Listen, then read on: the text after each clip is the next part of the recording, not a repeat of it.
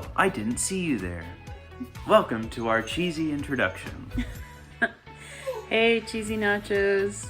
My name is Gordon Jenkins. And I'm Nathan, who is also a Jenkins. Yes. And we miss Millbrook very much. We got to live there for a year. We just wanted to send you a wee video and talk about a couple things with you. Would you like to start? Sure. What I do, I am a pastor at a church here in Guyman, Oklahoma. We are in the panhandle of Oklahoma, so if this was the state of Oklahoma, we are right here. But I'm a youth pastor, so I get to serve our teenagers here in Oklahoma, attempt to introduce them to Jesus and then help them live as the church. What do you do, Robin? Well, I also get to work at the church. I help out in the front office, but mostly what I feel like I'm able to do is to work with all the pastors at the church, help them with projects and just weekly lessons and helping people who come in for assistance and things like that. I also get to work with the youth, which we both love. We get to work together, which is a lot of fun, and we got a lot of practice doing that when we lived in Millbrook. I remember, as far as becoming a Christian, I remember going to the altar with my dad when I was 8 years old, and really just, that was my active physical step forward in accepting Jesus. I was raised in the church. It's always been something very familiar to me. And as I grew older, I just learned and understood more what it meant to be a Christian and to live like a Christian and to truly put my identity in Christ instead of the things I was surrounded by in the world. Yeah, I grew up in the church. I grew up going to Sunday school and Vacation Bible School. Just about any time the church was open, my parents had my sister and I there. But I never really understood why we went. Sometimes I kind of struggled with seeing how faith made a difference in their lives. So I remember early on in school, about 12, 13, I remember going to this thing called a judgment house. Basically, it was like a haunted house for the church. Their tagline was literally to scare the hell out of you. And so after going there, I was scared to death. Like I went to church, but I went to it because I didn't want to go to hell. And everything was kind of based around fear. But I remember a few years later realizing that at like 3 a.m. on a Saturday night, just being confronted with the way that I was going to church, but not really allowing that to change my life, that it was all about fear and not about a relationship. And I remember God meeting me where I was at, not in like an audible voice, but I could definitely feel God speaking to me saying, I'm calling you to more than a life of fear and a life of just doing what you think you're supposed to do. And so 3 a.m. On a Saturday night, I gave my life to Christ, and that kind of started the relationship I have with him.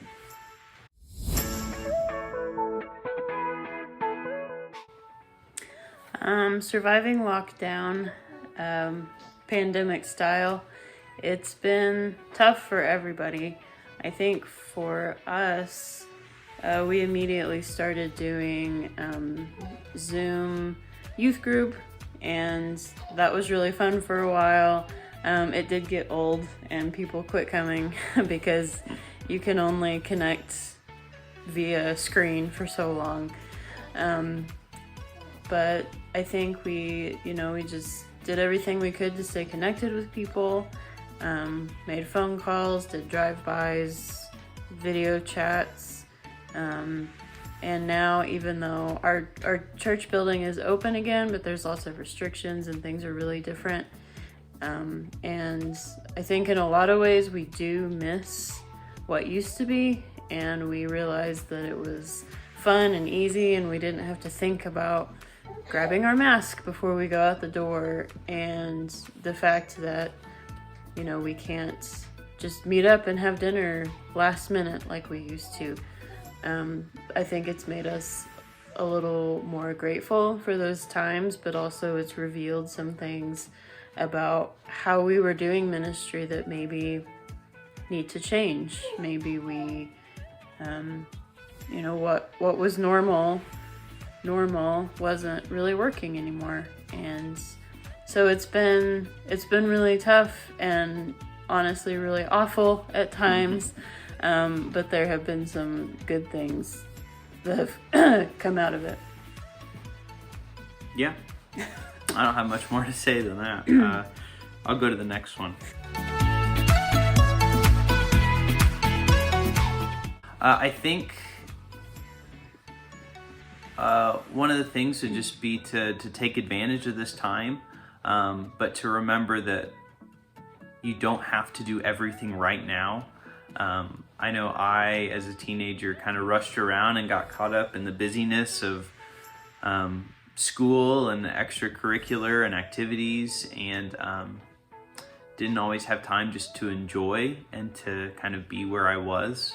And so I just say, take advantage of the opportunities that come your way, and don't get caught up in busyness, because it can really tire you out. So I think what I wish I would have known was I would get really, really hung up on what people thought of me and what relationships I was in, and I put a lot of my worth in what other people thought and how other people saw me and what kind of friends I had and what kind of boyfriends I had. And what I really wish I would have known was that God made me worthy and special, and I'm not worthy of his love, but he loves me anyway, and he made me on purpose. He made me intentionally, and who I was enough. I didn't need the approval of everyone around me, people I liked or didn't like, and I think I could have had a lot more freedom in my life if I wasn't so worried about what others thought and what kind of relationships I had, and if I had just lived more into the person that God made me to be, and if I had put more of my identity in him instead of those around me. Yeah, I wish I would have known that. So anything else we'd like to add? We will give you a wee peek at what has kind of consumed most of our time the last 8 weeks. Here's our son. His name's Gordon Turner Jenkins. Hello. He's pretty cute. He's got a fun little onesie on. It says "Guess what?" and then on the back has a little chicken on his butt. So guess what? Chicken butt. But yeah, so he's been fun, a fun addition to our family, and we miss y'all and hope to bring him to you soon. We don't know when that's going to be, but we do hope to come visit soon and introduce little Gordon to you all. So thanks for giving us some time to share with you some of our life and our story, and hope that maybe you found your story kind of intersecting with ours. If you guys have any questions or want to talk more about anything we said, please feel free to reach out. But we love you guys. Love you. Bye. Bye.